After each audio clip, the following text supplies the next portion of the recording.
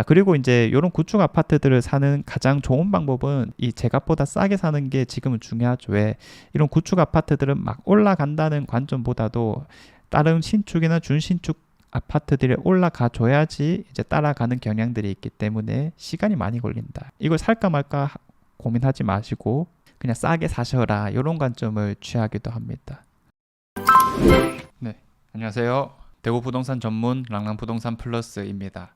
자, 요즘 제가 대구 부동산 이 시세들을 쭉 살펴보면서 좀 눈길이 가는 가격대가 있다면 아마 3억 정도대에서 뭐 단지나 지역들이 있었기 때문에 오늘 한번 살펴보려고 합니다. 4월 1일부터 오늘 날짜인 5월 25일까지 실거래 내역 뜬 것들 들고 와봤고요.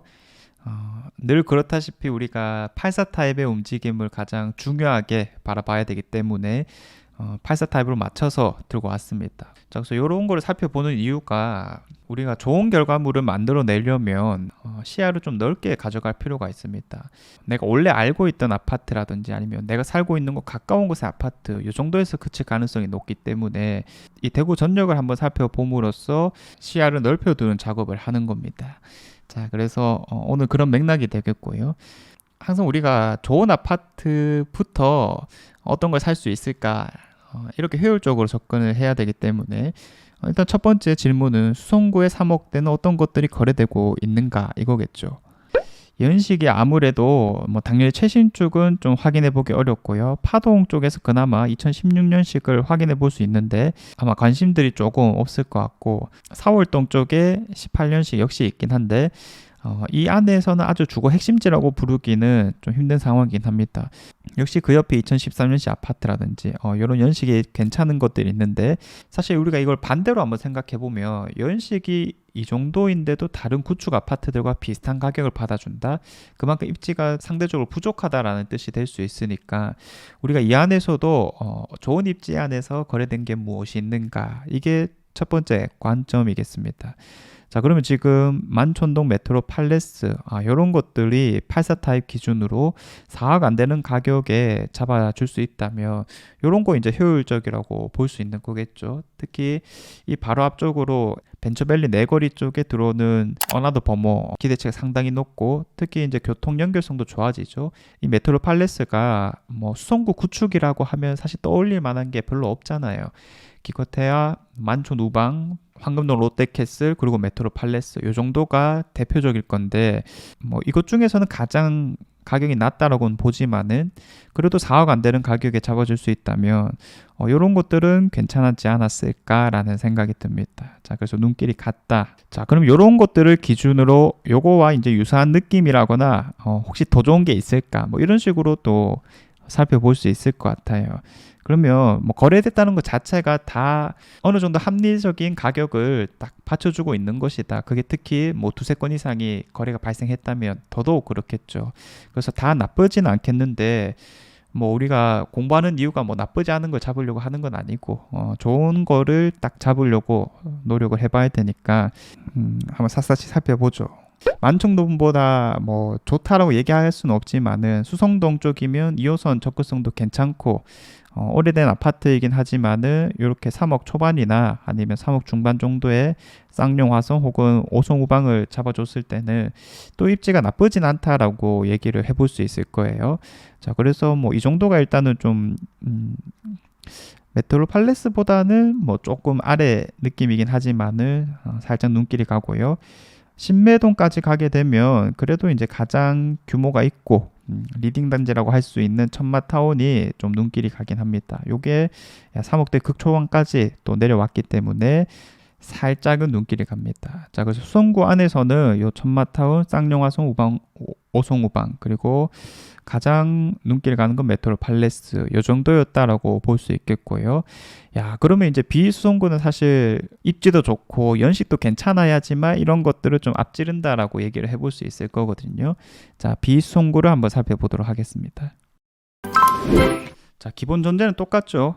거래가 되었다라는 뜻은 가격이 어느 정도 합리적이라는 거지만 그래도 우리가 제일 좋은 게 무엇일까 이런 관점에서 바라보자면 일단은 입지를 먼저 구분하고 시작하는 게 좋을 것 같아요. 그래도 우리가 2호선 라인에 좀 관심을 많이 가지게 될 거고, 그러면 이제 첫 번째 떠올릴 만한 것들이 남산동, 감삼동, 내당동 이렇게 표현하겠고, 역을 기준으로는 뭐 청라운동역 일대, 죽전역 일대, 그리고 두류역 일대 이런 것들이 첫 번째로 떠오르지만, 만약에 여기에서 조금 멀어진다 하더라도 연식이 괜찮다면 우리가 눈길을 좀 줄 수 있을 겁니다. 이제 앞서 말씀드린 남산동에서도 거래가 몇 개 떴네요. 자, 그럼 여기서는 뭐 단연코 극동스타 클래스 남산이 명독초 배정이긴 하지만은 이렇게 4억 안 되는 가격일 때는 괜찮은 선택이다, 이렇게 바라볼 수 있겠습니다. 저층이기 때문에 확실히 좀 싼 느낌이 되겠고요. 그게 아니면 왼쪽 편에 사실 좀 더 방고개역 생활권에 가까운 느낌이긴 하지만 그래도 남산동으로 잡히는 남산 그린타운, 요 정도 안에서는 또 괜찮은 선택지인 것 같습니다.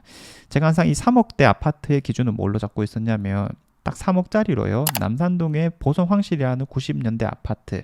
요게 3억 정도 수준에서 호가들이 쭉 나오고 있고, 그러면 비송구 핵심지의 구축 아파트가 이 정도 시세다라는 것을 우리가 잡아볼 수 있었을 텐데요.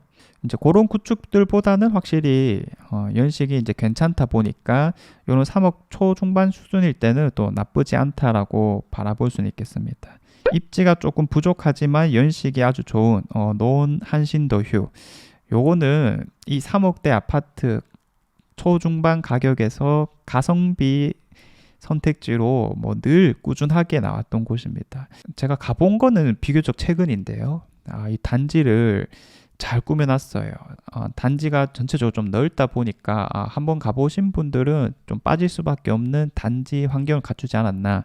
그래서 입지가 조금 부족하더라도 규모감 있고 실거주 가치가 괜찮은 곳들은 늘 많은 사랑을 받습니다. 뭐 대표적으로 남자하 이런 것들이 떠오르기도 하고요.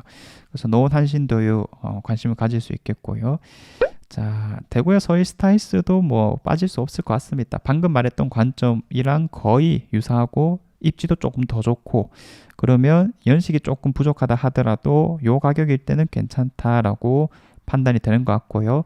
이 바로 옆에 있는 유림 노르웨이 숲 2017년식 주상복합 아파트이긴 하지만 연식이 워낙 좋기 때문에 요 서희 스타힐스랑 유림 노르웨이 숲, 그리고 밑에 있는 한라하우젠트 센텀 이런 것들 다 묶어서 봐주면 되겠습니다.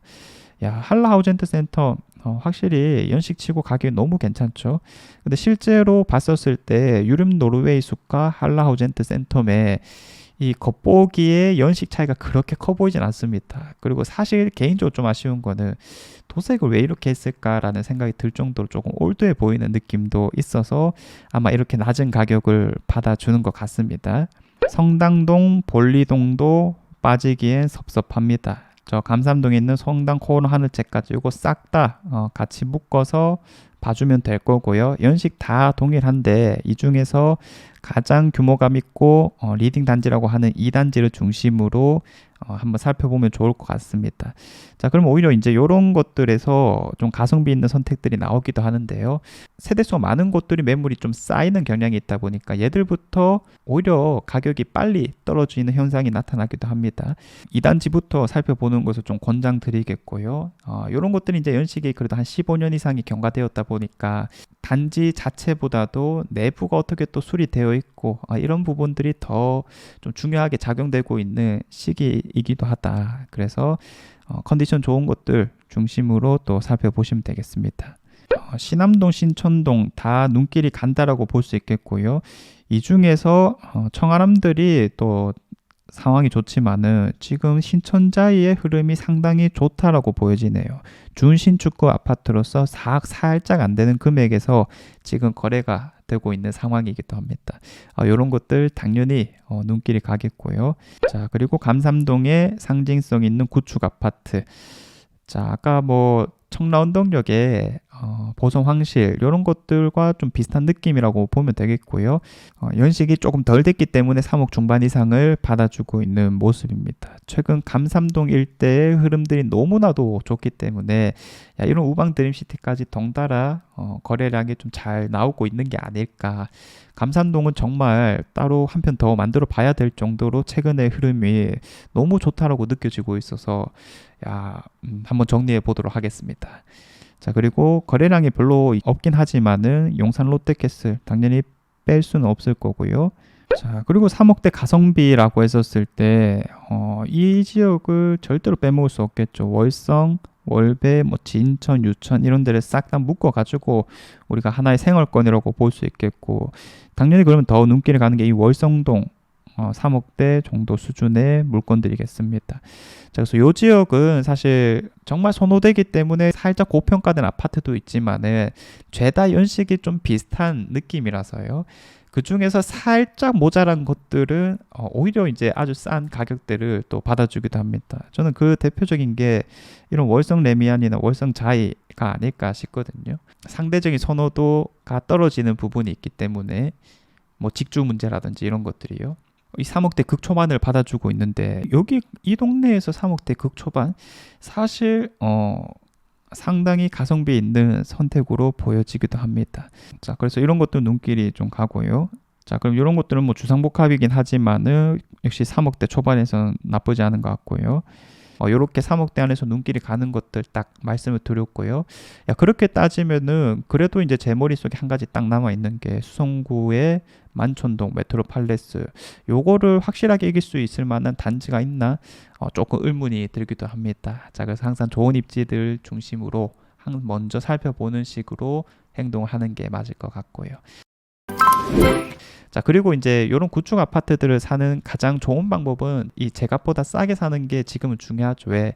이런 구축 아파트들은 막 올라간다는 관점보다도 다른 신축이나 준신축 아파트들이 올라가 줘야지 이제 따라가는 경향들이 있기 때문에 시간이 많이 걸린다. 이걸 살까 말까 고민하지 마시고 그냥 싸게 사셔라, 이런 관점을 취하기도 합니다.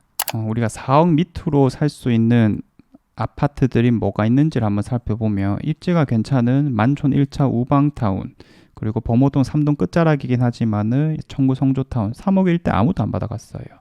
야, 이런 거 참 괜찮아 보이고. 자, 그리고 용지역 끝자락이긴 하지만 수성 하늘채 르레프가 역시 3억대까지 최저가가 형성되어 있고, 뭐 CG 사월 쪽은 많이 나와 있고, 그럼 경매로 하면 무조건 더 합리적으로 받아갈 수는 있으니까 뭐 얼마나 더 싸게 받아가느냐는 별개의 문제이겠지만은 이런 방법을 또 한번 고민을 해봐도 좋을 것 같다 말씀을 드립니다. 한 달만 배우면 누구나 할 수 있기 때문에 이 도움이 필요하신 분들은 저희 랑부프를 찾아주시면 될 거고요. 자, 아무튼 이렇게 기준을 잡고 우리가 어떤 식으로 해 나갈 수 있을까 고민했을 때 좋은 결과를 얻을 수 있다라고 생각이 듭니다. 자, 그런 측면에서 이런 3억대가 좀 눈길이 갔기 때문에 오늘 기준들을 한번 잡아드리게 되었고요. 자, 다음 시간은 오늘 말씀드린 것처럼 감삼동 이런 거를 한번 잡아봐도 좋을 것 같아요. 그 외에 궁금한 거 있으면은 또 댓글 달아주시면 되겠고요. 자, 오늘 제가 준비한 내용은 여기까지이고 다음에도 좋은 내용으로 찾아오도록 하겠습니다. 감사합니다.